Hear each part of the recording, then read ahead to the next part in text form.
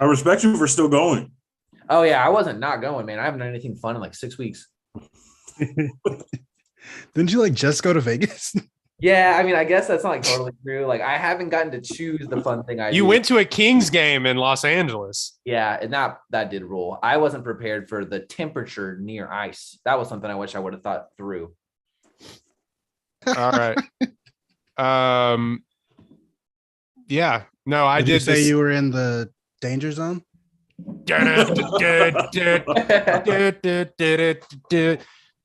Song plays 8 times in this movie. Oh, sorry, what were you saying?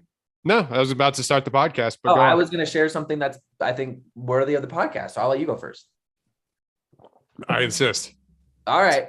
I feel so lucky that I made it this far in life before seeing that movie for the first time. I feel like that's such a I rare agree with gift that these days, I don't know if I'm better off because of it, but I'm on the inside of the joke now. At least I think it's a joke. Many people would call you a better person. Actually, you had that above everybody else. So yeah, you're just a better person than everyone. I guess so. I think Royden was the only one of us who had seen this movie before. I'm quite literally the only one that has seen Top Gun before. Welcome to a One Take Podcast, episode 104. You are listening to our Top Gun episode. We are joined by Between Two Bears, Matt and Evan and Matt, doing a throwback review. Guys, how are we doing? Y'all watch this for money. We did. Yeah.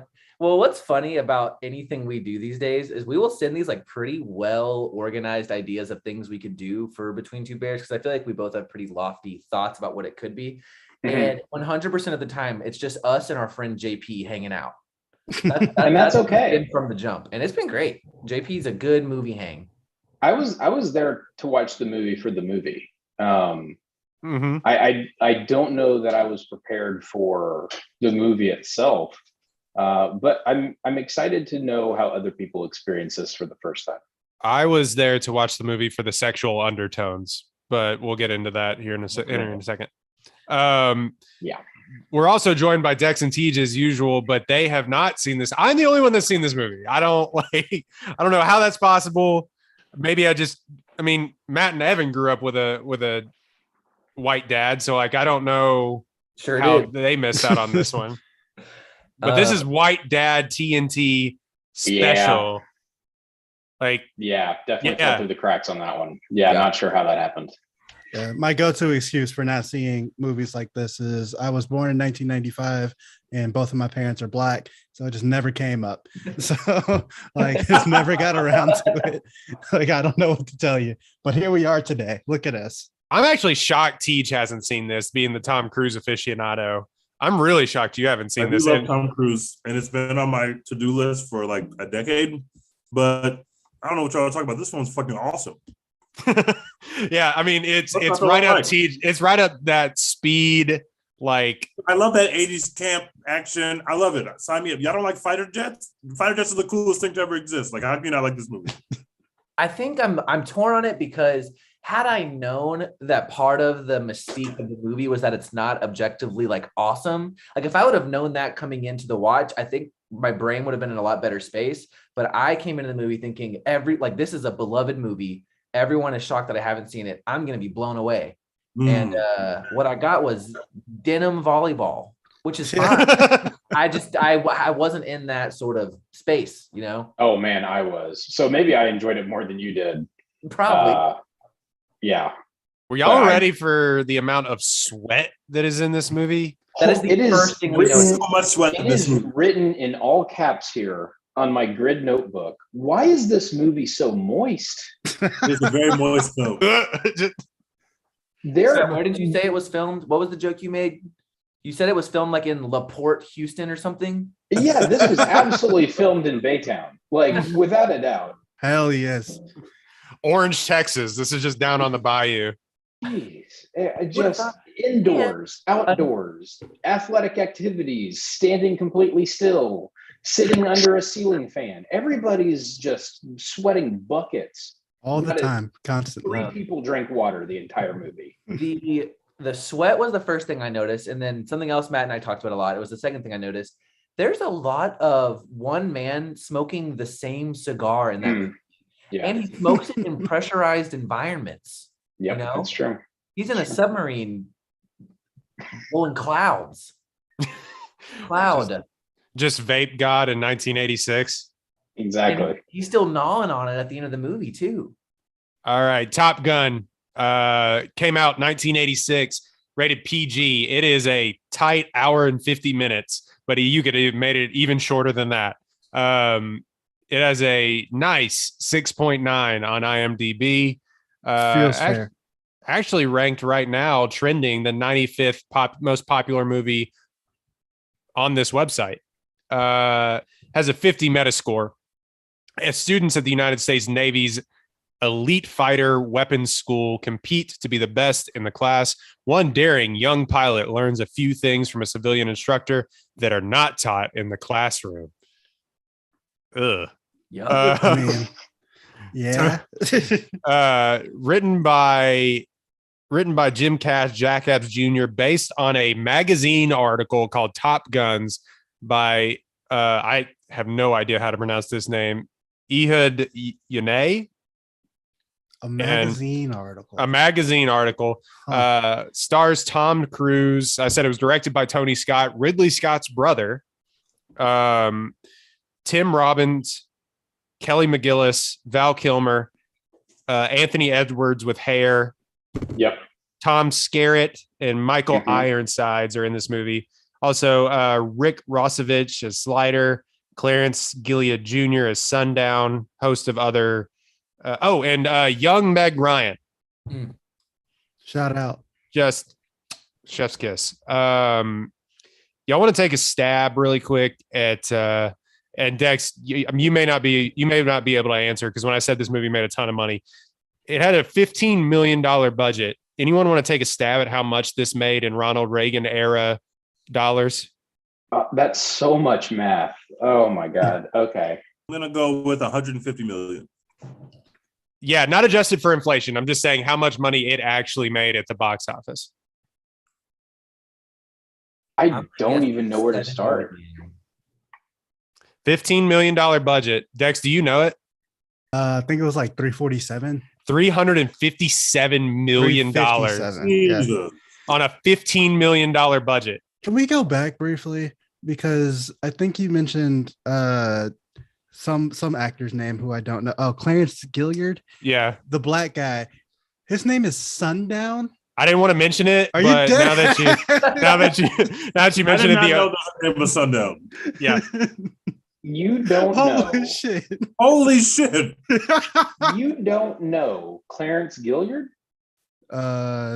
Should I? Walker, Texas Rangers. He's in Walker, Texas Ranger. Never saw Texas that. Rangers, not Walker. He was also the nerd hacker in Die Hard as well. Yes, that's where I know him from the most. He's the nerd hacker dude. But yeah, the only black pilot in this is named Sundown. So that is awful. Holy shit. Yeah, I don't know if you saw this. This was one of J.K. Rowling's first writing content. This is kind of how she cut her teeth in the industry. Damn it. God when damn she it. was writing Harry Potter, she's like, I gotta take notes. Asian girl, Cho Chang. Black guy, Sundown. Woo! Yeah, that one is tough. I didn't want to mention it, but I'm glad you caught it. All right, Up let's to a review great this movie.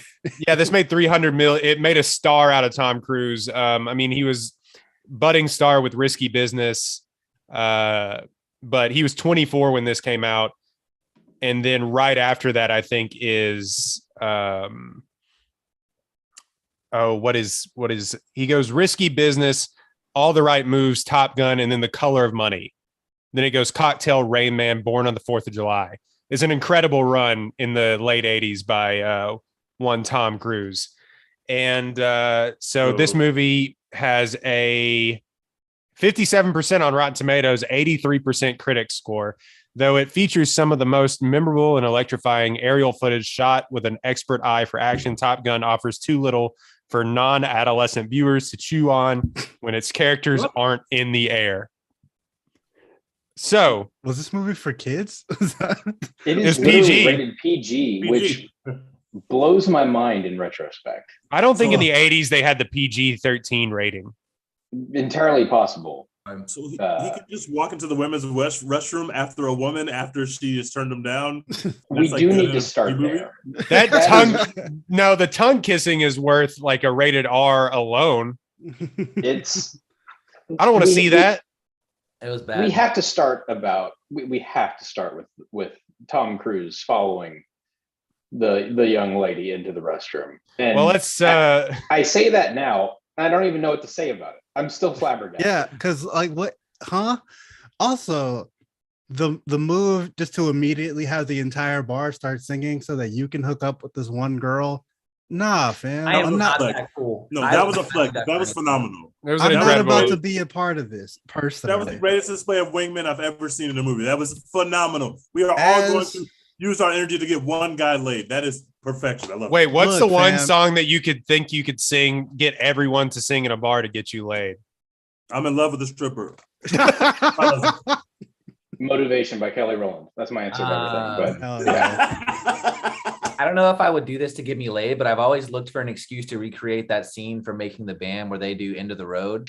So I feel Yes. like maybe I just want me and my boys to open up this pit at a bar and yell that at each other. R&B battle. Just And singing Boys to Men. maybe one of us gets laid. Who knows? I'm doing Breaking Free or Soaring Flying from High School Musical. I guess I'm gonna go with like a Beyonce song. Give me like Love on Top or some shit. But Nice. personally, I feel like if you're gonna have us do the whole, the whole bar singing routine, you gotta give us like a solid 10 that we're going after here. We're not like yeah, no disrespect to Charlie, but she's not worth the entire bar being in on this move. This is not I'm where you not use singing this bullet. partition. I'm not singing partition for anybody. Yeah, like we gotta be top of the top up here, like elite. Sorry. Any of the people that like joined in and did the singing saw him immediately follow her into the bathroom and be like, "We practiced this for that shit." Like that's followed this up with Yuck, dude. Ew. Yuck. Also, do all of these people just forget that they just sang to this one woman at a bar like a few days ago? Like when she becomes their instructor. I hadn't thought about that. The It's only like ones that are remarkable. embarrassed are those two. Because yeah, she's like, I don't want anyone to think that there's something going on between us or whatever. And they're fam, we all just sang to you. Like that was the whole point of us doing that. So something's going on between y'all now. That's Did you Meg, also see the- right? That is the young Meg Ryan, that character. Is it Meg Ryan? No, that's not. Kelly McGillis is the love interest. Kelly Meg McGillis, Ryan. okay. Meg Wow. Ryan is Goose's wife. Well, We I don't kind of all agree look with alike. Dex that she wasn't the hottest woman I've ever seen. So maybe I would have thought the same thing. But I want to hear from the white men on the podcast of what we were thinking when you saw her. Obviously, Roy, you saw her when you were a kid. So like, you're like, oh my God, this is this woman that's smoking hot. I'm not gonna lie. When I was a kid, she was the hottest woman I've ever seen in my entire life. Okay, I just want to make sure, because just because we don't like her in 2022 doesn't mean that at the time Like, she wasn't smoking hot and maybe you would sing to her at a bar. dude, when I was like 9, when I saw this, I was like, this is just what women look like. Dude, I had Not that gonna same lie, guys. experience with Reba in Little Rascals. Fam, I thought Reba, the race car driver in Little Rascals, was like the hottest woman of all time when I was You're a small not child. wrong. And then I like went back and looked at pictures. Like Reba is hot now, but in that movie, not hot at all. I was like, what was wrong with you? What was I looking at? I'm proud of myself because my gaydar was going off very hard. Like Yeah. it was. I understood the vibe there, and yeah, not And what- that good of an actor. When people told me this movie was gay, I didn't know in the first 10 minutes we were going to get a scene where they're sitting there and the guy's like, oh, all this aerial footage is giving me a boner. I was like, oh, there's no subtext of gay here. We are just on We'll the get thing. into it, but I have had to take on this podcast, and I don't mean this derogatory. This is the gayest movie that has ever come out. It's the Yeah. most gay positive movie. Very gay positive. And it's crazy that you get an overlap of gay, sex positive, or just sex positive generally, and war propaganda. Yeah. So neatly packaged, One They were don't ask, don't tell did not apply in 1986. Oh no! One trivia fact about this movie that I'm sure you all know, but I just learned, is that in a movie filled with homosexual undertones, only one actor in that movie is a part of the LGBT community. Would you like to guess? I'll tell you. It's the main lady that Tom Cruise is trying to sleep with. That woman is gay, and no one else in that movie is. That's bizarre. Wow. Yeah, that's what I was saying. What a curveball. Yeah, exactly. Unexpected. Are we supposed to give these a grade? No, we just completely went off the rails there because Evan said, let's start with, or Evan or Matt said, let's start with them going into the bathroom. I'm not sure what you expected having us on, but no, well, considering our last podcast, this is tame. All right, Evan, let's start with you because you had a roller coaster ride of watching this. I'm going like, this movie stinks. It's the worst. Wait, hold on. So go ahead. The movie does stink. It's not a great movie. However, I wish I would have known that I wasn't supposed to love how good the movie is. Had I known that it's like ridiculous and it's like extremely, for lack of a better term, it's like lovable. Like it's a very lovable movie. Once I was able to shift my mind a little bit, I had a great time. Like 20 minutes after the movie was over, I was like, okay, man, maybe I did like that. Like maybe I could run it back someday. But during it, I was like, there's no way. I was starting to question like Tom Cruise's credentials overall. Wow. I was like, is this? Does he just stand around and be hot for a decade? Is that what I missed? Yeah. Have I been lied to this entire time? Yeah, I like for real had like a Tom Cruise debate in my head. But no, the movie was extremely endearing. I wish I would have known that. But I'm gonna give it a B-. Nice, exactly where it needs to be. Matt, this is a win for Short Kings. Go ahead, give your review. You love to see it. Really, just the sixth man off the bench, like you just out of nowhere, instant energy actor into Hollywood with Tom Cruise. Loved it. In terms of the movie, it was the longest training level of a video game of a movie that you've ever seen, and then you get 10 minutes of the actual game, which is fine. I get it, right? I think B- is right about where it needs to be. I could be talked into just a solid B, but yeah, I think for 86, pretty good. It's if you do the conversion rate, it's an A- in 86. For adjusted now, for inflation, this is exactly. Adjusted for elevation. There you go. Nice. Dex, go ahead, man. And like this movie was the definition of mid to me. Like, I'm sorry. This is you're breaking my heart. This is insane to say about this film. Dude, I was watching it and I was like, why do people like this so much? Like, I get like it's fighter jets and all that kind of shit. Like, especially like, the first like hour and a half or whatever. I'm like, okay, yeah, like fighter jets, cool, but they're not fighting. They're just they're just flying. They're not shooting at each other. I'm like, what the fuck? Why do I care about this? This is dumb. Like, oh no, tailspin. My partner's dead. Oh no. You just learned about him. What is going on? You just met his wife. Now he's dead. Oh no. I'm like, what? What are you doing? What are you doing, Dex? And then like they finally get in a fight and they start getting cooked. I'm like, what was all this training for? Y'all are ass. Like, y'all suck. They're 5-2. They had a 5-on-2. The Russians had a 5-on-2 fast break. It was 5-on-3. A layup. One of them got cooked immediately. Like 30 seconds into this fight, one of them is just immediately out of it. I was like, what the fuck? Whatever. But I mean, like, it's fine. It's, if I watched it with like a sound bar or something, like I'm sure I would like the fighter jet sounds would have been even cooler than they already were. But other than that, there's really not that much to care about this movie. But I did have like a decent time. I didn't like hate watching it or whatever. I was just like, this kind of stinks. And I'm definitely gonna go see the sequel as soon as it comes out. So absolutely, they got that out of me at least. Yeah, I understand the take, right? Like there are 80s movies that translate very poorly to current times. And then there are 80s movies that, you know, translate very well to current times. And this is like in the upper third-ish. It's right at that third line. And I think that's okay. Yeah. Had I seen this in 1986 or even, 2000 as a small child, I would have been like, that's fucking amazing. But, right now, it was all right. See. I think I know too much about Tom Cruise to really be wondering what he's got going on, Hey, that doesn't stop me from cheering like it's a football match in the seat when Mission Impossible 19 comes out. Like, I'm just like, no, you're right. I'll be here.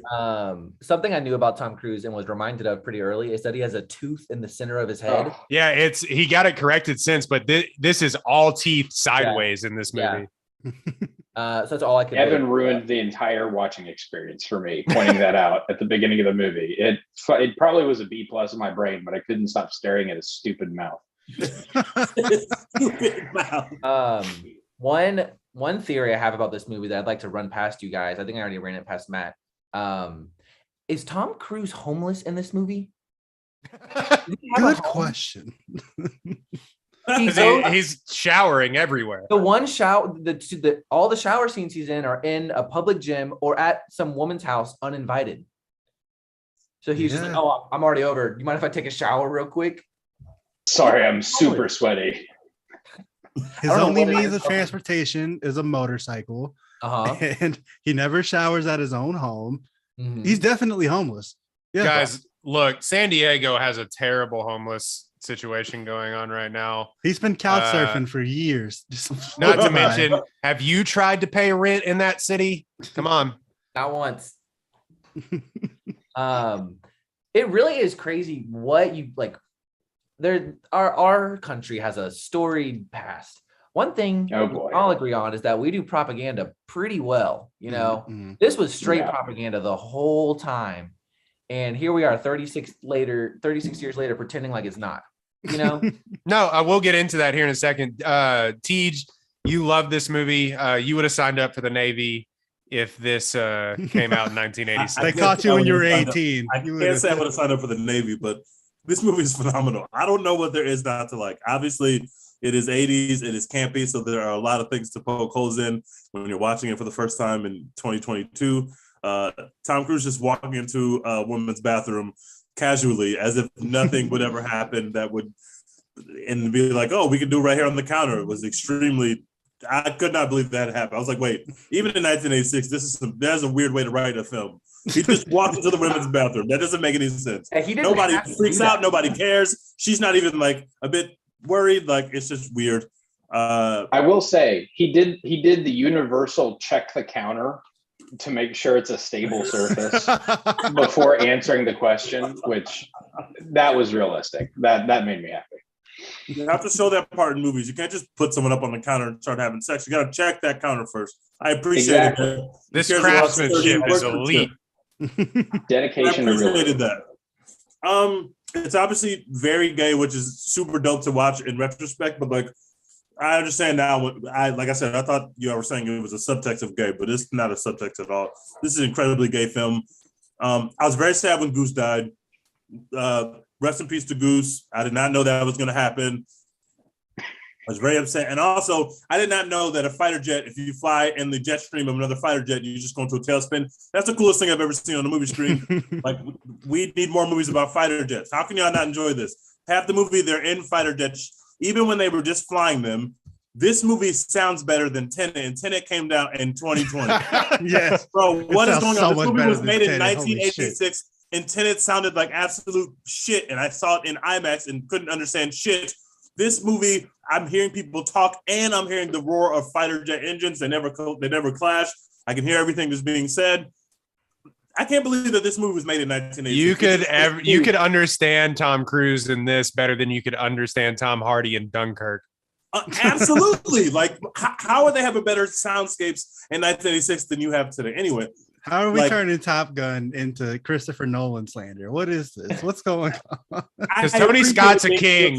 Hear everything. Also, this is like a movie star movie. Tom Cruise is a movie star. And for half the movie, his face is halfway covered by this little pilot thing, and it's still fucking awesome because fighter jets are really cool. I didn't realize how cool fighter jets was until I seen this movie, and I was like, wow, fighter jets. I want to watch more stuff about fighter jets. And even when they weren't shooting, when they were doing a little scrimmaging, I thought that was dope as hell. I didn't mind that they were like, obviously no one's getting shot because they're just practicing. I like a good, he's got to learn, like we got to learn the value of teamwork. Now that, you know, you're a maverick, you go out on your own, but you got to learn the value of teamwork. You got to learn what to do when you get caught in the other dude's jet stream. I appreciate the journey. It pays off in the end when they got a 5-on-3 fast break and they block 4 shots at the rim and win the game. How can you not enjoy that? This film is an A. If I watched it in the 80s, I would have thought it was an A+. This was a phenomenal film. I can't wait for the sequel. I had a great time. You were worked up. You'd be talking to your kids like my dad talked to me, like, sit down, we got to watch this on DVD. Like, I have it. You want to watch it? Just like, man. Also, Val Kilmer is the greatest actor ever. I love every time I see Val Kilmer in anything. He's amazing. All right. Let's take it down. Between this and Tombstone, what a run. Settle down. Prince of Egypt. Tombstone. He gave us Top Gun. He's in Heat. He's the greatest. He's making when he said sorry about your friend, people liked him. That hit me. That was shit. That was shitty ass writing. Shitty thing to say. I was like, that's the most worthless thing I've ever heard. Also, as an empath, I can tell you're sad about your friends. They only have like real honest conversations in locker rooms with dudes like for real laying spread eagle, like horizontal to the ground. That's the only time they're talking. Man, I nearly died up there. Hey, Slider, can you put your dick away, please? That'd be great. There was only one choice of underwear in the 80s, and it was the whitey type. There was only one choice. No briefs. What's crazy is all briefs, only briefs. Only briefs. Well. If I describe both movies that you guys have had me watch so far, so this and Boogie Nights, yeah. And then you said, which one of these do you think you see a dick in? I'm putting $1 trillion on Top Gun. $1 on Boogie Nights. Like a full frontal Marky Mark dick. Not even like a porn dick, a regular dick. I would have thought it'd have been Top Gun. There's a rated R cut of this somewhere where dudes are just walking around, just like Tony Scott was like, no towels. I don't want towels on my set. Was Tom Cruise late to a date because he was playing beach volleyball with other sweaty dudes? Yes. Yeah. Didn't change his pants either. Just put a shirt on. And he went straight from this date where he was sweating and being nasty to someone's house and started the date with, I'm going to take a shower at your place. Who the fuck does this guy think he is? And then Tom fucking Cruise. The next scene opens up with him getting out of a shower that's not that woman's. So he just got consent to shower there and then didn't do it. He's homeless. He's definitely homeless. He just needs to know if it was okay. The idea of him showering there was fine. He just wait. So like if I come back on a Tuesday, like say like, you know, 8 p.m. something like that. You don't even have to be here to be completely honest. Towel, so yeah, good for that. I stay ready, but this movie is the greatest worst movie of all time. It's up there. It is. I will say this: Tony Scott does know how to film action scenes. He's like Ridley Scott's. He's just Ridley Scott's brother with like ADHD. Like Ritalin Scott. Yeah, and he. That's really good. That's awesome. He just, everything is just this frenetic.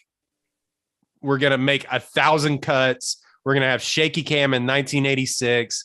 We're all over the place.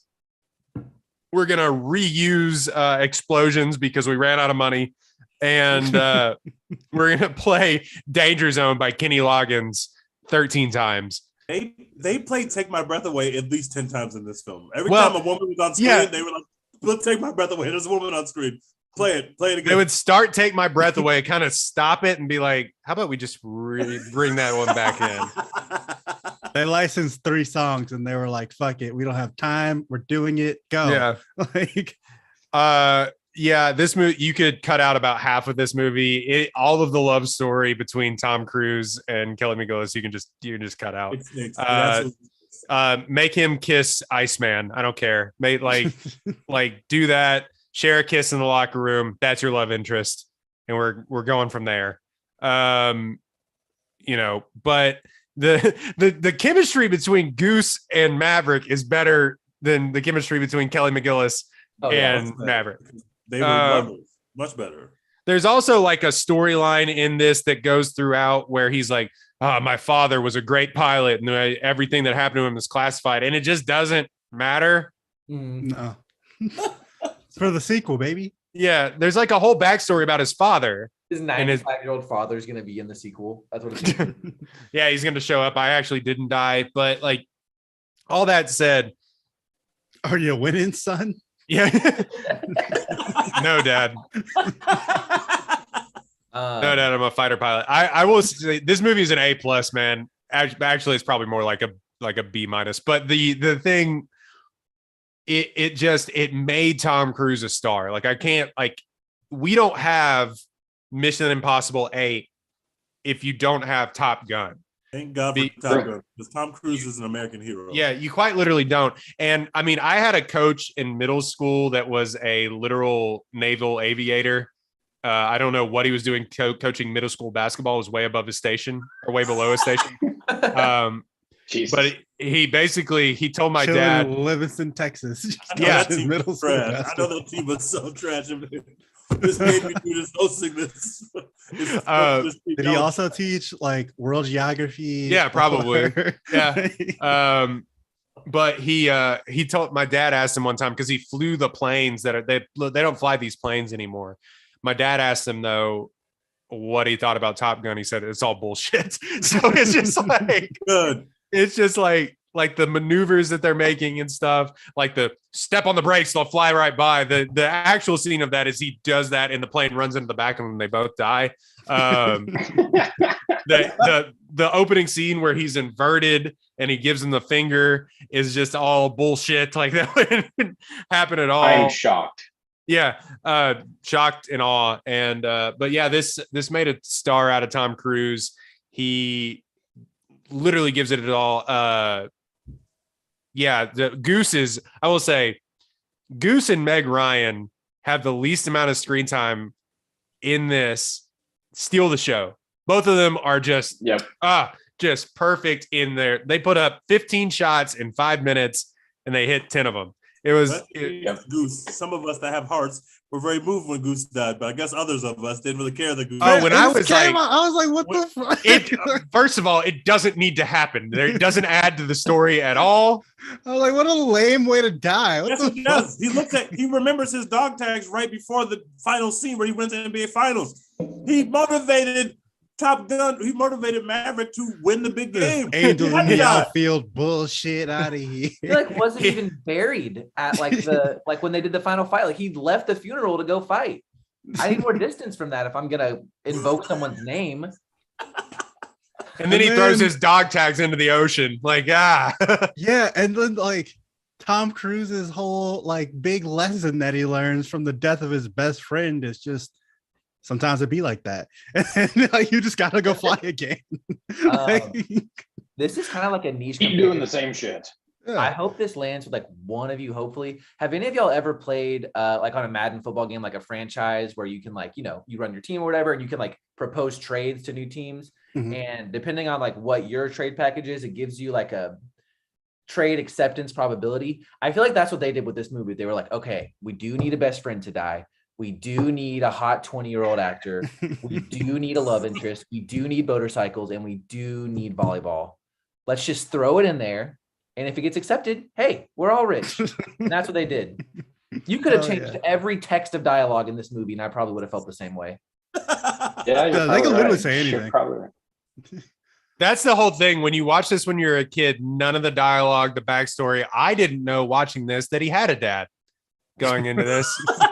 I had to watch it today to learn he's upset that his dad died. I didn't know there was a dead dad storyline this entire time. It's confidential. Well, yeah, the way that you get over your grief is you just go back into the plane, and that's all you can do. They were assholes. They were assholes. They were like, hey, Hey, I That know is he's the theme of dead. Every 80s action movie, they were just staying on brand. Every 80s action movie is bury your problems, shut up about them, and get back to fucking work. Be a and be great. man, God damn it! Ronald Reagan is president. We're gonna need you to come in on Saturday. Can we also? Cool. You go first, Matt. We also need to talk about how they don't even get into Top Gun if Cougar isn't like beaten off in the airplane or whatever he was doing to freak out. Yep. Like, Is that the take that you had? I said he just choked in the clutch. You said he was. That's what he was doing. He was. Yeah, I don't know what the fuck cockpit there, and then he just leaves all embarrassed. Guys, God, Yeah. it looks stressful. And like I didn't know. Dex said this earlier, but I didn't know you could get out of the Navy that easily. Like, you have a bad game, you go Ben Simmons in the clutch, and you don't like dump the ball, and it's like, you know what, coach, this whole basketball thing's not for me. Trade me. Jersey down. I'm out the basketball game for good, bro. Trade me to the Merchant Marines. I'm out of here. Dude literally just walked into the office and was like, "Hey, coach, I ain't got it done. Sorry." Coach, it ain't in me no more, bro. I'm out of here. And he just left the fucking Navy. And he was like number one. Retired from the Navy at 22 years old. Like, I'm done with the Navy forever. That's the thing about this too, is like naval, like fighter pilots usually are older. Like you have to go they're just like, put 24-year-old Tom Cruise in there. Why? He's the best. Why is he the best? Fuck you. He's the best. This is Tom Cruise. This is a great decision. he's dangerous. You know what's funny about that scene though is like you see how short Tom Cruise is for the first time in any movie ever. He is extremely short in this film. Since he hasn't been able, like they've made forced perspective Tom Cruise the entire time, where it's like, all right, Tom, you're standing on an apple box, and Henry Cavill, you're standing 50 feet away. But the guy, the admiral or whatever that's yelling at him, is even shorter than him. That's why they okay. cast him. That's totally. It's fine.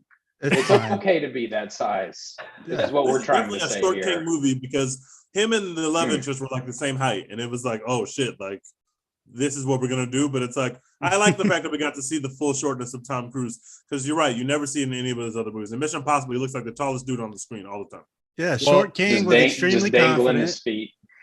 He Well, was you know, it's extremely funny. confident, and he pulled an astrophysicist like just immediately, just off the rip. So That's true. shout out to our Sitting on a- short king spring. sitting baby. on a phone Called him book. a big stud and said, if you don't bed me, then I'll leave you forever. He was obviously doing something right. I will say Tim Robbins is in this, and he is towering over everyone on this Yep. on this Yeah. show. And my dad actually tweeted. He was following my Twitter thread. He tweeted at me. He goes, "Actually, in the Navy, he was right at the cutoff because you can only be 6'5" and fly a plane." Wait, really? Yep, that's why the admiral played for the Spurs. Robinson. David Robinson was in the Oh. Navy. He wanted to be a fighter pilot, and they said no fucking chance. Like, you better go play basketball. Yeah, you're big ass. Get out of here. Something I wanted to say. I've been thinking about this all day, and I'm excited. I hope you guys have something to add, because I'm growing into a movie person. I haven't always been one, but I feel like I'm getting there. So my list of like 80s action films that I've seen is like not impressive at all.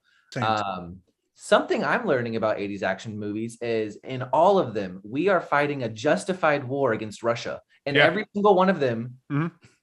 we are at war with Russia. Yep. No, Yeah. literal. A World War III happens here in this. Like Maverick starts World War III. Yeah. Y'all don't realize that, right? Like at the very end, he's shot down 4 MiGs, and they're just like, oh well, the Russians are They didn't denying it. confirm it. Yeah, the Russians denied it. So I guess we're good. they did, yeah. They tuck their tails between their legs. The next shot of that is just like some Russian oligarch being like, God fucking damn. They're just like, Understand how much likely people were going to walk into a movie theater and pay to go see your movie if you could show them Russian bad guys. That's why Rocky IV is the greatest movie of all time. Red People just Dawn. want to see a Russian dude lose. It's all across 80s cinema. It was hook, line, and sinker. And idiot Americans were just like, yes, we are going to pay money to go watch Americans beat Russians at everything in any form, and it made a lot of people. We'll watch anyone beat Russians in any form. Like you can send Yeah, I James hope Bond you're ready for over the next- there, I and hope we're we're like, ready for the hell next yeah. 20 years. We made an entire movie industry off of one game against Russia in hockey. And we all decided that was a national rallying cry. And we treat it like it's the Oh, greatest shit ever. We're like, yeah, America. Quite literally called a miracle. A miracle, yeah. Yeah. That's exactly. Well, now we can talk about this because that's a perfect segue into Navy recruiters use this movie to get young, impressionable teenagers to sign up for the military in mass. They put naval recruiting stations outside of movie theaters. Why AMC allowed that to I don't think it was AMC at the time, but why they allowed that to happen, I have no idea. But there's some number behind it where like it increased by like 20% or something like that. That is extremely nasty. If you go to this great film and all of a sudden, like you can see this great film, it's like, oh my god, that was amazing. You walk out of the movie theater and you see someone dressed like your favorite movie character. It's like, hey, come do what that guy does. And people are like, yeah, fuck yes, that's what I'm doing the rest of my life. I'm gonna join the fucking Navy. Honestly, bro, the marketing person in me is like, yeah, that's great. That's a beautiful one. That really is elite propaganda right there. Incredible strategy out of y'all. I wish that I could think of a brand activation like that. I wouldn't. He's outside the dispensary. That's what that is. I wouldn't be shocked if they did it for this next one too. They might need yeah. to. So, I put on Twitter, I said the DOJ is paying Tom Cruise to be like, do not delay this movie ever again. We need these people. You see what's going on in Ukraine? Joe Biden's on the phone like, I need this shit by midterms at the latest. They have been sitting on this sequel for 25 years, just assuming something would pop off with Russia between then and now. He's so mad he has to get back in this bullshit ass uniform again and reshoot. Well, it's crazy because for the new one, they're literally Tom Cruise is so crazy. This is why this movie is going to translate well, because Tom Cruise is so crazy that in this original movie, all the stuff that you see, I think they flew around a little bit. Like Tom Cruise got in the cockpit, flew around a little bit. No pun intended. But the thing with it's mostly just him in a fake simulated green screen, yes, green screen sort of thing. They are in planes in this new movie. Tom Cruise was like, if you're going to get me into another Top Gun movie, I'm going to nearly die. They're pulling negative G's in those trailers that you've seen for the new movie. Are you for real? No, for real. Yeah. He's not flying the plane, but they filmed it to where it looks like he's in the plane. Yeah. He's in the plane. It looks like he's flying the plane. Tom Cruise is literally an actor's version of Evel Knievel. He just does crazy shit for our entertainment, and he's trying to kill himself on every movie set. And I'm gonna pay to watch it every time. Every time. I can't wait to see Tom Cruise almost die in the new Top Gun movie. It doesn't matter what it is. He's going to keep trying to kill himself for our entertainment, and I'm gonna watch it every time that he attempts it. If I know that Tom Cruise is not going to die until Mission Impossible 18 is on the moon and there's some accident where him and 7 other people die while filming Mission Impossible 18. And then he's going to tell them, you can finally go have a stunt double for me because y'all got to finish this fucking movie. You have 48 hours to mourn. You're going to finish this goddamn movie. And get back in the plane. Well, when he has like the heart-to-heart with his boss after the funeral, his boss like walks in on him shaving, gives him 10 seconds of process, and is like, well, you got to get the fuck back out there. So he literally says in the movie, Evan, that's a good point I wanted to say. He says in the movie, forget about him. They're like in the bathroom at the funeral. Like his dad's like in the toilet. And they're like, yeah, you got to get over this fucking guy, dude. We got work to do. That's 80s masculinity, man. You gotta love it. He's like, yeah, I mean, your friend died in a training exercise, but my friends died in Vietnam. So, like, you don't hear me complaining. Get your ass back out there. Get your ass back out there. So, according to producer John Davis, claimed that Top Gun was really a recruiting video for the Navy. He thought the public's reaction would be, wow, I want to be a pilot. Well, it worked. The U.S. Navy said the amount of young men who wanted to be naval aviators went up 500% after the movie's release. Jesus Christ. Dude, I read that the way that they got Tom Cruise to be in this movie was like he wasn't going to do it, and they took him to some like naval base and they just had some Navy pilots fly him around, and they were literally trying to fuck with him, just like doing flips and shit, just like, we're gonna fuck this guy up, this like movie star like is walking in here asking us to fly him around. And so they're like just like giving him all the G's that they can in the cockpit or whatever. And then they get out and he was like, that's fucking amazing. We have to do this movie now.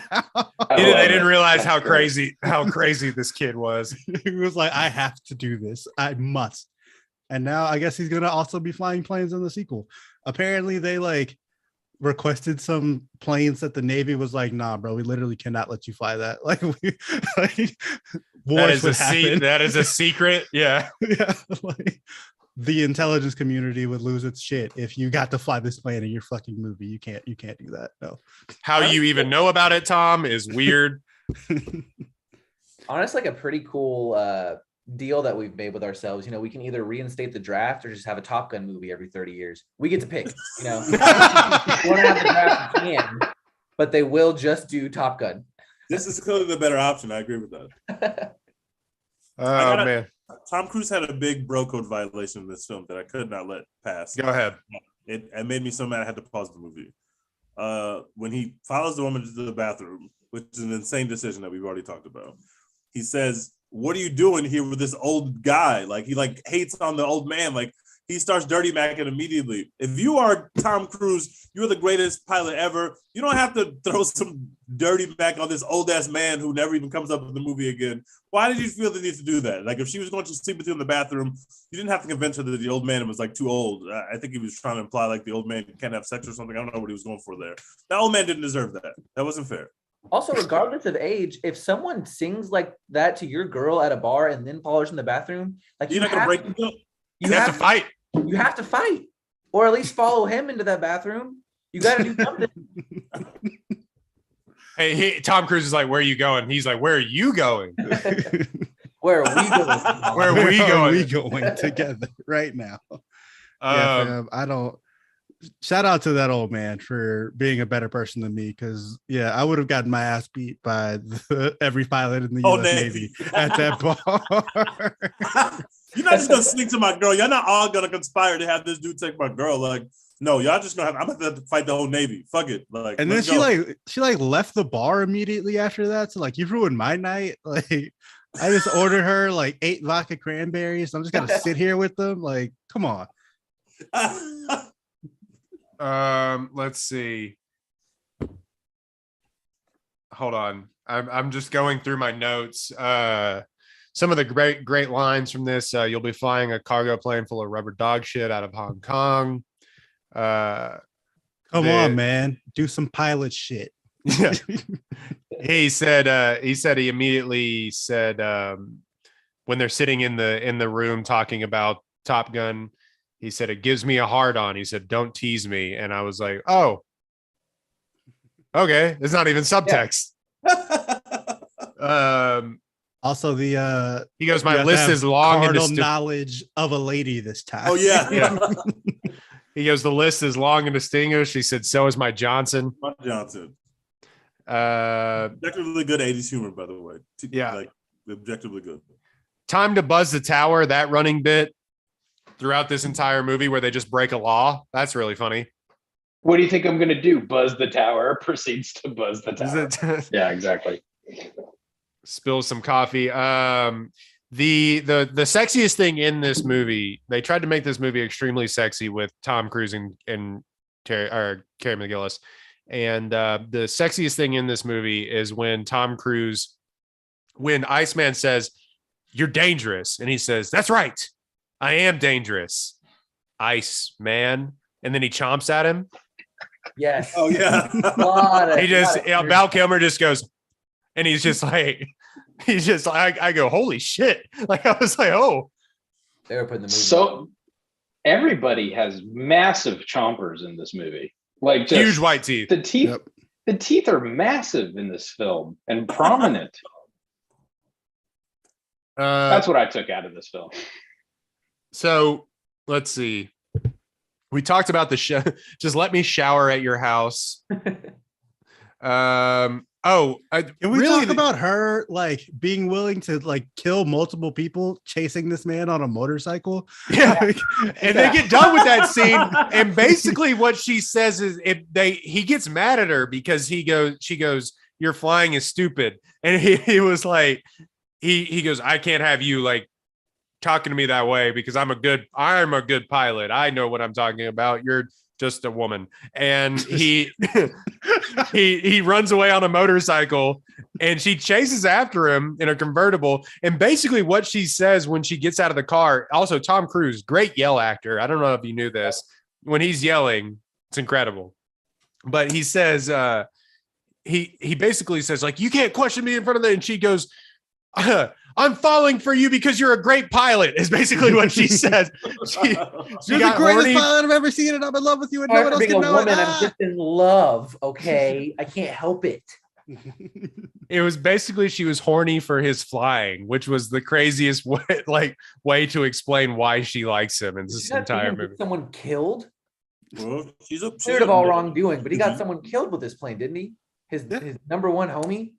It wasn't his fault. He was cleared of all wrongdoing. Oh, is that the threshold we're working with now? Okay. He was cleared of any wrongdoing.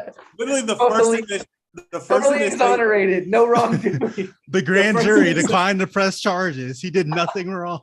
So was D Nasty in Houston. So I don't know what.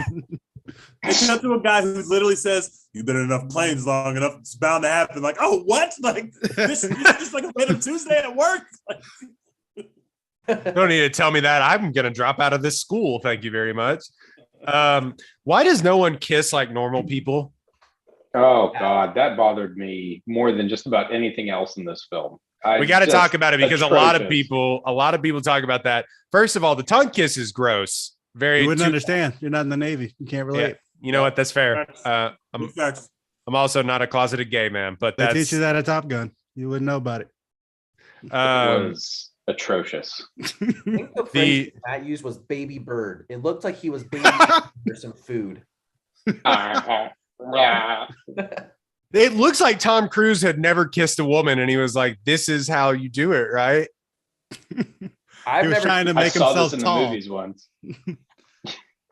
I don't know. I feel like him being very, very bad at kissing a girl, but really good at chomping at his buddy. I feel like that, like we're fitting the narrative here. You know, this is of course they would be really bad at kissing. Yeah. But not only that, the tongue thing is egregious, but when they get done hanging out with Goose and his wife, and they're just sitting on the motorcycle like normal people do, and facing each other, they're kissing, but like he's eating her face. Yep. Uncomfortable at best. No, what is going on here? Did Tony Scott not have the wherewithal to be like, hold on, Tom, have you kissed a woman? Tom, is this your first time doing this? Nah, he was the one behind the camera, like, more tongue. Keep going. Yeah. We got to do it again. R.I.P. to my guy, Tony Scott. But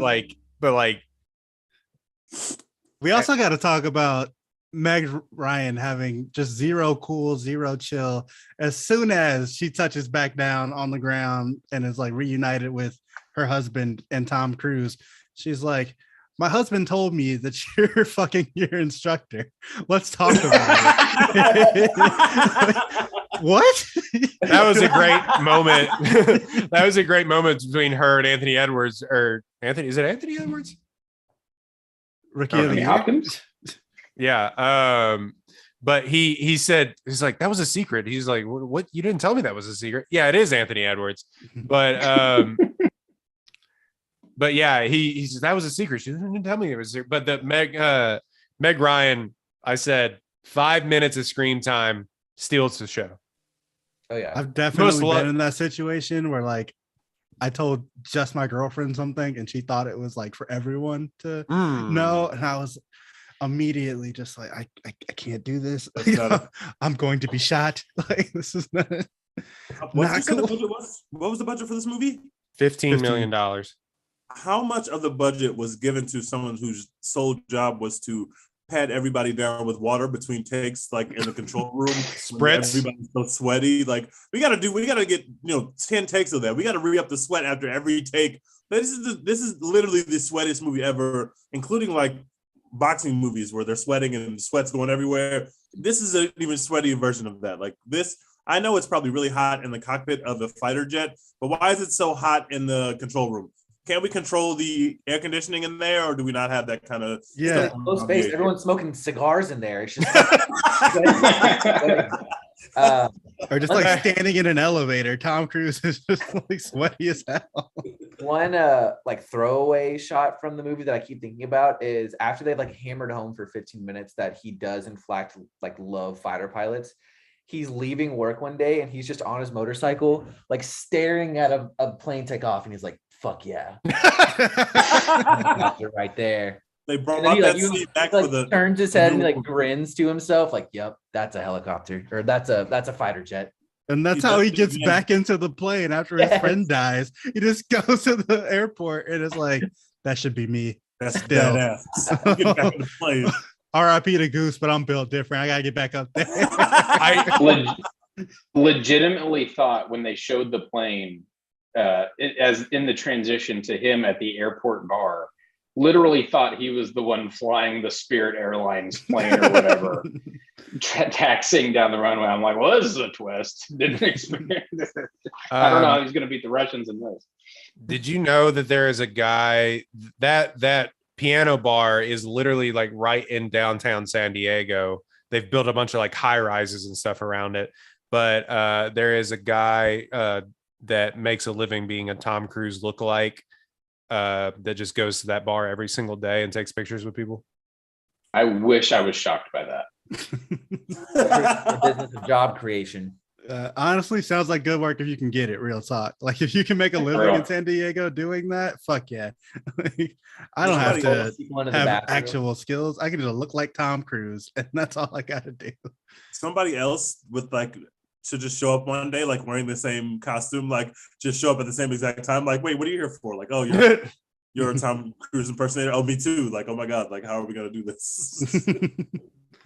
But also love how they learned exactly like one verse of Great Balls of Fire, and then they were like, that's good enough. We'll just do it 8 times.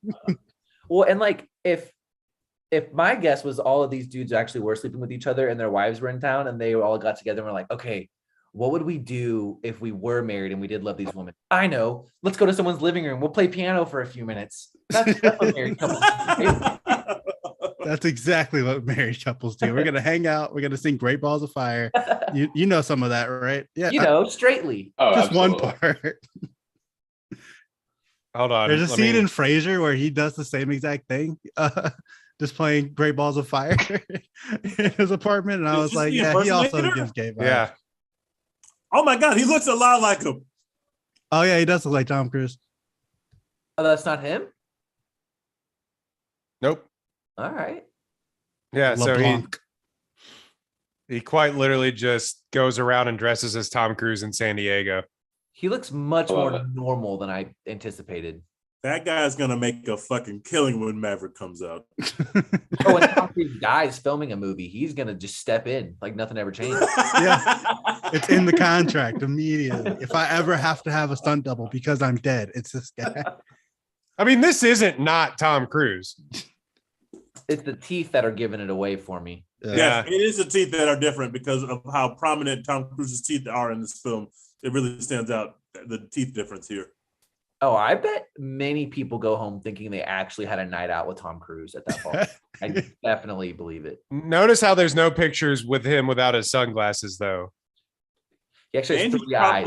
he's probably taller than Tom Cruise. So it's even a bigger win. You're like, wow, I got to hang out with Tom Cruise, and he wasn't like 5'2". So he's taller in person than you would think. He's much taller than he looks on. I don't know where those short rumors are. He's like 6'3". Tom Cruise has been paying this guy under the table to walk around and be like, look.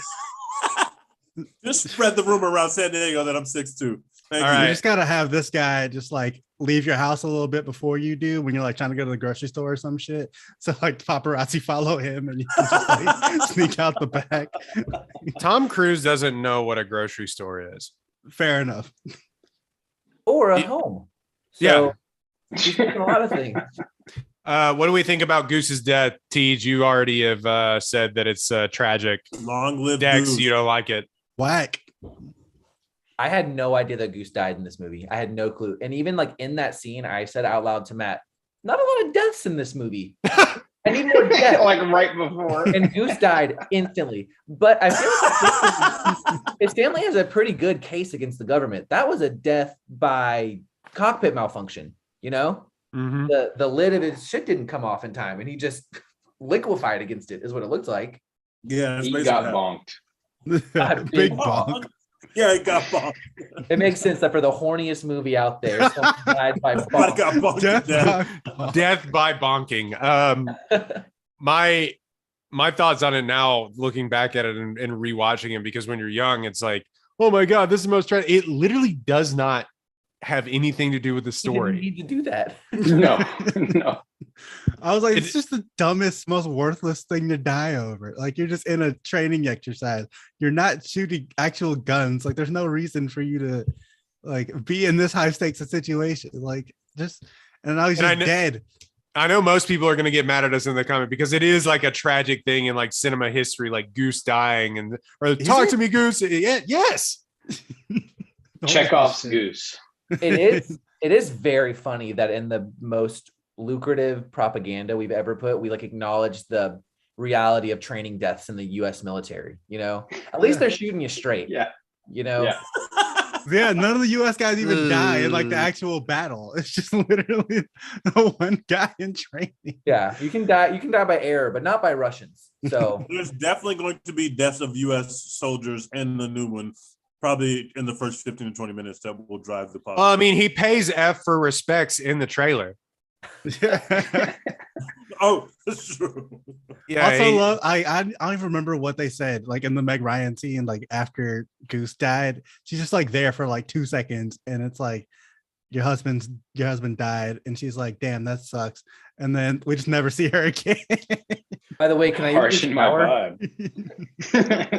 Is it weird that John Hamm is much more handsome than anyone in this movie, and now like John Hamm is the new handsome standard for Navy men because he's in the sequel? No. Nah, it works. Extremely handsome. So I'm willing to watch John Hamm do just about anything at this point. How are you I gonna mean, have John Hamm is doing the role that he was meant to do. It's either super like handsome, funny guy, or it is super serious person of authority. Yeah. Anything in between is just out of his range. John I hope Hamm he's is getting not all funny guy the in this one. all the old roles that Armie Hammer would have gotten for being just like generic handsome white guy. They got to call John Hamm now. Like, that's their only option. Because John Henry Hamm Cavill getting ain't the got it. bag. John Hamm getting the bag for not being a cannibal. That's incredible. Exactly. like domino effect meme where it's like Armie Hammer sends really, really weird Snapchat video. John Hamm, famous again. On top. Yeah, we're kind of going in circles here, but I laugh out loud at the part where Tom Skerritt is like, he literally just died. He goes, "You got to let him go." And he like taps him on the butt, like, "Get out there, soldier." And you're just like, what? Rub some dirt on it. Like, grief will go away. Yeah, I think I did. part of his pitch was like, "You're not liable, dude. It's like they found you not guilty. You're good. Get out there." Yeah, you're not going to jail. We're not gonna make you pay any money. Like, come on. They treated him like a quarterback. They treated him like a quarterback that has thrown like 3 interceptions in a game. Nah, bro, he was Just gotta RG3 forget in that about playoff game with the Washington With a football knee, team. yeah. Yeah. Hey, I know the field is a little wet, but get out there, soldier. I know we just saw your knee buckle, but you look like you can still play to me. So we're not putting Kirk Cousins in this game unless we absolutely have to. He's just Get not your ready. ass He's not back out engaging. there. He's not engaging. Keep sending him up. Iceman and Maverick should have kissed at the very end. Yep. They had great chemistry. Better chemistry than any other two people in the movie. That sucks. Why didn't they kiss? They go, "You can fly with me anytime. Just embrace." It would have been great. Wink. This movie really does feel like they meant to make it a musical and they forgot to add in all the music. like it sets it Explain. up perfectly for like musical numbers at every climax moment, you know? And then they just cut to the next scene and Tom Cruise is walking out of like yet another shower, you know? Honestly, bro, the Top Gun jukebox musical would do I'd watch numbers it. on Broadway. Like, Lin-Manuel Miranda, please don't listen to this. Please not you, don't. anyone else. Not you. Anyone else. I Oh would watch man, the fuck out of that. But it'd yeah, be like Spider-Man Into the Dark or whatever that Turn Out the Lights, whatever that movie. Well, yeah, they had a $15 million budget. They spent like 13 million on getting the planes and having them take off and land like 80 times in the opening credit sequence. And then with the rest of the budget was like fake sweat, and they had like $30 left over for licensing music, and they were like, we can do Danger Zone and we can do Take My Breath Away. Oh, I forgot to mention, guys, this won an Oscar. For What what? did they win? Best Sound music. design? No, best music original song, Take My Breath Away. Take My Breath Away Good has aged God. phenomenally well. So lucky for them, because if you only got money to pay for one or two songs, you better hope that they age as well as Take My Breath Away. It still sounds great. But it was nominated for 3 others. It was nominated for best sound, best film editing, and best effects. The sound in this Okay. film is insanely good. Best It's Kiss? phenomenal. Yeah, MTV Music, Movie Award. MTV Movie Awards Best Kiss. Anything else? Or I kind of want to draft Tom Cruise movies. I know I didn't present that beforehand, but I kind of want to do Tom Cruise movies, since I don't think we're going to do another Tom Cruise movie until Maverick, I think, comes out. Maybe we just pick our favorite one. Yeah, let's do that. Let's not close I the like door that. on doing any further Tom Cruise movies in the next couple of months. Hey, I'm always down for a Tom Cruise podcast. I can go through all the Mission Impossibles, baby. I'm not well versed in Tom Cruise catalog, so I'll recuse from that. But I do want to ask y'all about something, because I'm watching a lot more movies now than I have historically. And what is the deal with 9-minute long title sequences in movies in the 80s and 90s? I brought it up to Matt. You don't see that anymore. They usually just kind of get into it. I prefer that. Yeah, Well, same. they It did takes these that. movies so long to start. They did that, and then at the very end, they did like the 80s comedy where they brought them back up on screen and said Tom Cruise, or like, well, first they brought up Goose, who died. They said Goose, like he actually died in real life. memory. Yeah, the flash Yeah, credits. The opening sequence of this movie, I was like, oh, so this is gonna be some bullshit, because like it was Ridiculous so long. boring at first. It was long as hell. The music was slow, and then like Danger Zone picked it up a little bit, like at the end of it. But it was like, why are we just watching planes just literally take off and then land on this naval like aircraft carrier for Because Danger 5 Zone. minutes? First of all, there's nothing wrong with a little foreplay to get the movie started. You know, sometimes Thank you. we can ease into this thing. And second of all, how can you be bored by seeing 9 minutes of fighter jets just flying around? I was entertained the To whole a time. dope ass Yes. song. I grew up What with was it doing? YouTube, Exactly. man. I've seen the coolest shit in the world for like 2 decades now. Because, well, I'm sure partially because of this movie, and like we just love military propaganda in this country. You know, fighter jets fly over me at football games all the time. I'm used to that shit. Like, you know, like I can't just This watch. is just a flyover. Yeah, like That shit. I can't just like watching a flyover on TV. It doesn't hit the same as watching it at like being at McLean Stadium, and you look up and holy shit, there's fighter jets now. Dope. Let's go play Northwestern State. It is extremely weird to me that we do these staples of military propaganda at sporting events, but I was like, I don't understand this. But when I finally felt a fighter jet, like I literally felt it in the stadium, I was like, oh, I understand why people like this. Yeah. All the time. I get No it one now. knows why we do it, but it's cool. Like, fucking 5 fighter jets flying in a V formation over you, and it's like, yeah, hell yeah, I'm ready for this non-conference Baylor home game. I'm ready for this BYU Arizona football matchup now. Let's do this. I think it's just in case there's like a Bane situation going on. You know? They're like, nuke the field. They have to go. We don't want anyone to get any ideas. Stay ready so you ain't got to get ready. That's how we operate. And they call it a training exercise. Yeah. All right. So favorite Tom Cruise movies. Oh God. Right Favorite after this Tom- break from right Apollo after Media. right after this ad break from Apollo Houston. All right. I'm so glad you just bought me a little bit of time. I'm gonna Google best Tom Cruise movies. I want you to pick the first one you see. Don't even like, Do you want me to tell you what the first one I saw was? yeah. I've never heard of it, so I mean I picked this one. It's American Made. Well, that's actually fine. Actually, I'm gonna find a movie that I've actually seen that I can give some sort of. You've definitely seen some of these Tom Cruise movies. Oh yeah, he's an Eyed Wide Shut. Yeah, no, I'm good. Out of all the ones. All right. Tej, what is your favorite Tom Cruise movie and why? This is impossible. No. Is it Mission Impossible? It's hard to pick. It's so easy for me. I would say my favorite standalone movie for me is probably the most recent Mission Impossible movie. I love it so much. I can't stop watching it. I don't even love the Rogue Nation's one of my least favorite, and that's the one before. But the one after that, I think that was Mission Impossible Fallout. That shit is so good, man.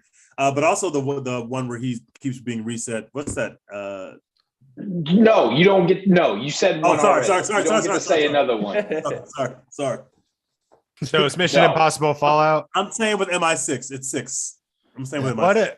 What a like, because at some point those movies were dwindling. I think around like two they did the John Woo one, and then 3 was JJ. Really yeah, JJ Abrams, and then at some point Tom Cruise said, "Oh, I'm just going to basically direct these." Yeah, 3 has the GOAT in it. It has Philip Seymour Hoffman.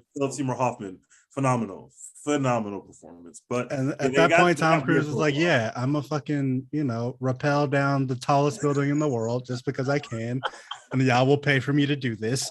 Like, and so I'm ready. Let's go. Y'all will pay for me to have my weird hobbies. Is basically what he said. Like learn how to fly helicopters and stuff. Let's see, Matt. What is your favorite Tom Cruise movie and why? Edge of Tomorrow, dibs. You can't call it Edge of Tomorrow. That's so fucking rules. Tom Cruise has benefited by it being one of the most original and well executed sci-fi stories. I think time travel movies bore me so quickly. If you can't explain what's going on and why the time travel is happening or the rules of the time travel in this particular universe, don't care. Tenet, I lasted 7 minutes. I was like, no, this shit's way too confusing. I don't have the mental fortitude to watch this on a plane with shitty sound to not know what's going on. But Edge of Tomorrow, fantastic film, great background movie, great laundry movie. And it's my favorite Tom Cruise performance for sure. It's a movie that is aged spectacularly well, and they're going to make another one actually. Or they're trying to make another one. Edge of next week. Edge of the midterms. Edge of your taxes are due. Exactly. Edge of day after tomorrow. No, so yeah, it's aged a lot better. It actually kind of tanked at the box office but it didn't make as much money as they wanted it to. They thought it was, this is going to be like a $500 million franchise, and it only made like $300 million. But like, cost I think like $150 million to make. Anyway, it was one of the last blockbusters that wasn't really based on known IP. It was kind of based on a anime or a manga, if I remember correctly. Yep. But yeah, I love that movie. Let's see, Evan, you're nodding like you know movies. I know. Yeah, I'm glad you said it. I found out tonight that I've only seen like 3 Tom Cruise movies in my whole life. So maybe this is just a part of the universe I need to expand on a little bit.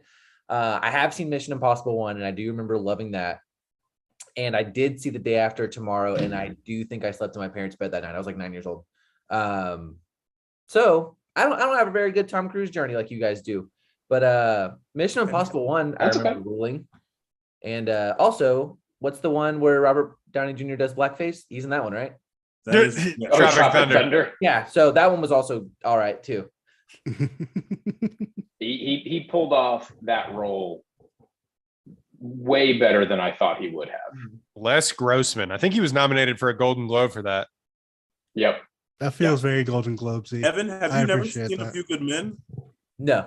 I've never seen A Few Good Men. If you name the best 200 movies I've seen probably 15 of them.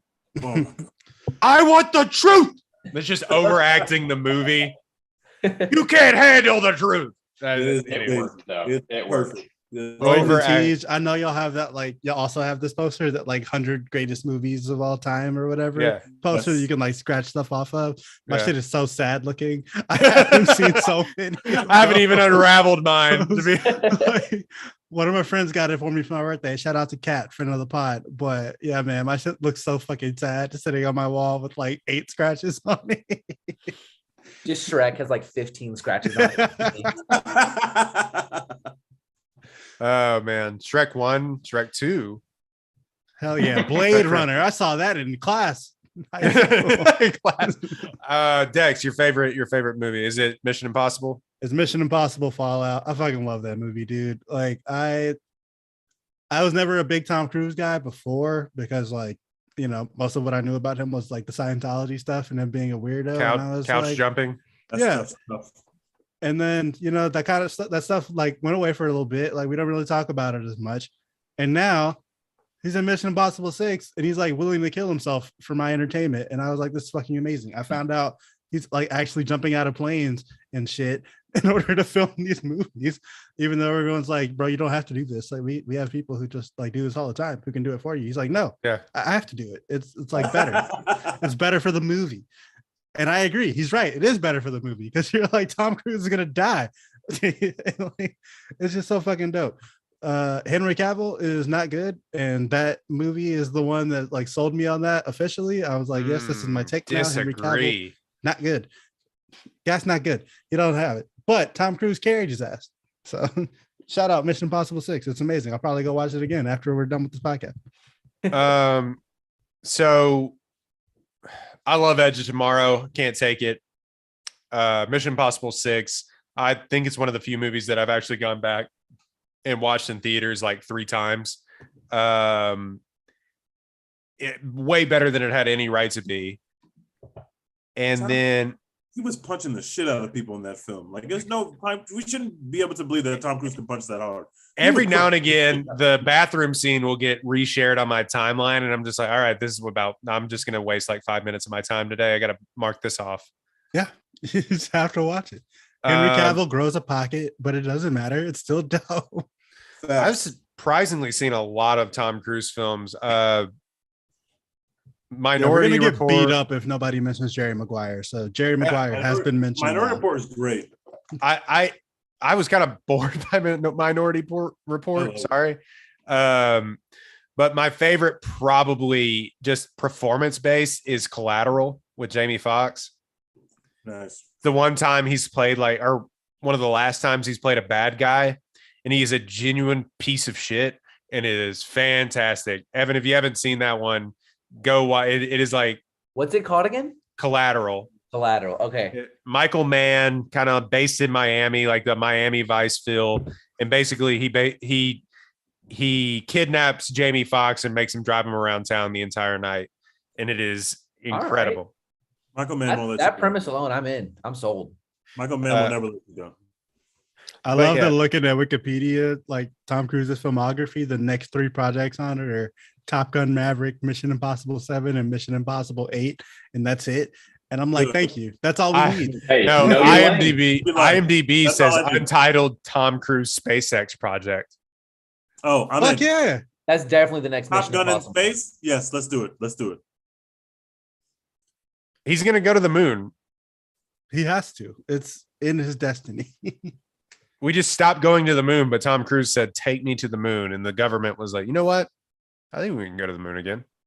Yeah. When they let Tom Cruise go to the moon, they're going to make the greatest action movie we've ever seen. We need it. We need this to happen. Literally, Is it can be just him. It doesn't matter. Like, No, just I get need him- and a camera, and that's fine. Like Tom Cruise on the moon. I need him to remake that meme of the moon is haunted. Moon's Moon. Haunted. Haunted Moon, starring Tom Cruise. I love it. My new I would favorite. absolutely go watch that. What'd you say? Moon's haunted. Be right back. Exactly. All right, that has been Already a better than Ad Astra. yeah.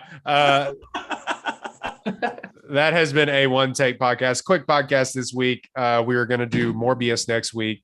Make Tej watch Morbius crowd. Fuck my life. Good luck with that. Morbius, by the way, and I've been doing this as a bit, but we may actually just watch this movie. Morbius has a 17% on Rotten Tomatoes. Love it. That's fine. 17%. Y'all for making me watch this film. I will never forget this. But This hey, is what you man, get for trying to support Jared Leto and Yeah. keep him off the funded actors list. You were like, we have to protect Jared Leto at all costs. And then look what he did for you. Look, this is what happened. Something I learned about myself now that I'm a movie guy or trying to be is that I will watch anything that Sandra Bullock is in. So tomorrow around lunch, I'm going to see The Lost City by myself. apparently not Fuck bad. yeah. I've heard it's good. I'm pretty excited. Matt, you want to come? Oh man, I have to Oh God, I got Thing. I have something to do. Have to go shower at a strange woman's house. Exactly. I have never bought into the Sandra Bullock charm ever. I've never been on. Not even when she kidnapped that kid and made him play football. No, definitely not there. Jesus. I've just never been a Sandra Bullock fan. That's what that movie's about, right? basically. That's what I got. But Sandra Bullock rules. I'm gonna also go see Lost City. I heard it's pretty good. I'm a sucker for a good rom-com. And, Yep. you know, Channing Tatum's back. Let's go. And I like that Daniel Radcliffe has successfully transitioned away from Harry Potter. Probably the greatest cinema feat in the last 60 years is him being something not Harry Potter successfully. Actually, maybe. Yep. Feet in the last 60 years. I said it. I'm not taking it back. Harry Potter. I Look, respect it. He made so Graduating out of much. Harry Potter. He made so much money off of that movie that he can't Yeah. even be bothered to have an opinion about anything anymore. Yeah. Love it. He didn't care if any of his other films are successful. He's like, I don't care. You know how much money I made from Harry Potter? Yeah, I'm what just difference acting 'cause I does it like make? acting. I made $100 million. Why are you asking me about Will Smith? I don't give a fuck. Let's see. So yeah, Morbius has a 17% on Rotten Tomatoes, but a 70% audience score. So the Morbius is actually good haters are out there. I've seen a couple of them spurts around my timeline, and I guarantee you that they're wrong. I guarantee you that the film is going to be absolutely stinky. Why is there such like a coordinated effort online for people to lie about how good superhero movies are? Like, I feel like that genre in particular just has the most dedicated online fans who like are just committed to telling us to not believe our own eyes. Like Zack Snyder Hive, Morbius Hive, Venom Hive, they all want us to know that these superhero movies that they like are actually really good and we're all dumb. It's like, bro, we can see the movie. Like we can watch it. Like we can watch this movie. We know what's going to happen. We know you're lying. I saw someone say this weekend that everyone who's gone to see Morbius is just in the Jared Leto Discord, and they're all like, it's like a pump and dump one for cinema. There is a Morbius Discord. So maybe we're onto something here. All right, Matt has got to go, but we will let Evan plug y'all's podcast. All right, Matt, stay out of this one. Thanks for leaving. Bye. Yes, Between Two Bears. We tricked someone into thinking we were going to do a Baylor podcast, and now it is not that. We just talk about whatever Matt's mad about that day. So it's been good. Great for content. We're having fun. Yeah, it's a lot of fun. We make dick and ball jokes. So, you know, we're both contributing to the culture equally, I would say. Yeah. It's incredible to listen to, honestly. Y'all like came out of the gate hot and like y'all made an amazing podcast already. I was laughing out loud when Matt was talking about his job in real time, saying, "Oh, this is not going well for me," and you were like, I'm not gonna lie, I've been having a great time." Like when we were recording that specifically, I had literally landed in LA, walked around for 4 hours, and got free fried chicken. And then I came to go record, and Matt was like, "Oh, things are rough on my end." I'm like, "Brother, this is the cleanest room I've slept in months. This is Living the fucking life right now." I went to a Kings game. I've been gambling in Las Vegas. Shit is nice right now. Cannot complain. I feel sorry for you, but like me, Personally, can't Yeah. relate. You know. So Between Two Bears, you can find them on all your podcasting platforms. Go leave them a review on Spotify and the like. You can do that for us as well too. Go leave us a review on Please. Spotify, Apple. Help us beat the allegations. The allegations, and then Me making y'all do a movie where the only black guy is named Sundown is tough. Off look. That's bad. That's That's not after something Marky allegation. Mark Dick too. Post Marky Mark Dick, you did that to me. That is tough. I told myself I wouldn't leave this podcast tonight without making one plug for. I know you'll probably get a trillion suggestions, but I will pay my own money, even if y'all just do a private episode just for me. It's a movie called Tim and Eric's $1 billion movie, and I don't want you to look it up at all, but know that it is a star-studded cast, and I specifically want your 3 takes on it if you ever are in the market for a backfilled episode. Apparently, this movie. So apparently that and Grandma's Boy are the 2 that people want us to do. Yes. They're like, it's actually good. When I'm like, they're not good movies. I've never seen either of these films, but I have heard great things about Grandma's Boy. I'm definitely down to watch that. Tim and Eric's $1 billion movie. It was like, I'm sure every friend group had this, but in high school, when it was like getting late and we were all like kind of slowing down, like this is what we would throw on as everyone like fell asleep on like a couch or like on the ground or something. So this was kind of like our Every comedian from the early 2000s is in that movie. Yeah, I love it. I don't know where it's probably like on something like crackle.com now, but it's out there. Tubi. All right, so you can find them at Between Two Bears. You can find us at One Take Pod on Instagram, Twitter as well. Dex, what are we working on? What are we doing? You have an article coming out that's actually really funny. Yeah, I'm putting an article out. I mean, it'll be out by the time y'all hear this, but it's about the MCU playoffs. Is 2 lost Thanos the 4 seed still? Because my boy got cooked twice. We saw it. But I mean, he was putting up numbers before that. So can he still make it? We'll see. Read the article on ApolloHOU.com. And follow us at ApolloHOU on all the major platforms. And now also at Watch with Apollo, where we'll be tweeting out all our articles and, film news and TV news. And the Grammys are happening right now. So we'll be tweeting about that shit. Just follow us. Do it. And hashtag support Florence Pugh, as always. As always, we had some fan art. That was awesome. Yeah, hell yeah. We have a fan and she can draw and she made us some support Florence Pugh shit. We have a fan t-shirt.